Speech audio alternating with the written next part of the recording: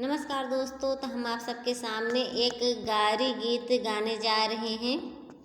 गारी गीत जब दूल्हा आंगन में बैठता है तो ये पहला गारी गीत होता है, जिसे गाने के बाद हम और दूसरी गारी गीत गाते हैं। तो कैसा लगेगा कमेंट में बताइएगा।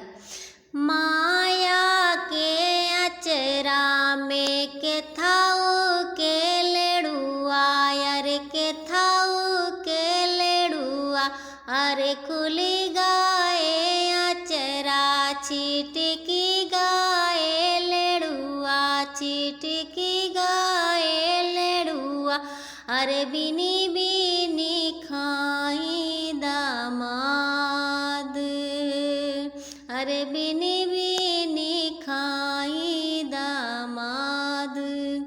अरे चाची के अचरा में के थाओ के लेड़ुआ, अरे के थाओ के लेड़ुआ, अरे खुली गाए अचरा छिटकी गाए लेड़ुआ, छिटकी गाए लेड़ुआ, अरे बिनी बिनी खाई दामाद।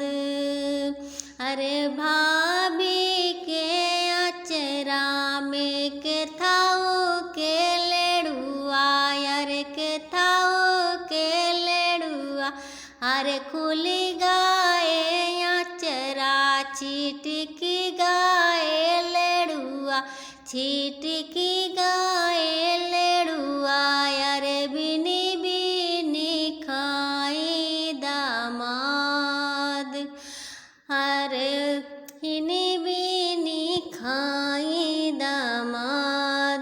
अरे फुआ के अचरा में के थाओ के लेड़ुआ, अरे के थाओ के लेड़ुआ, अरे खुली गाए अचरा छिटकी गाए लेड़ुआ, छिटकी गाए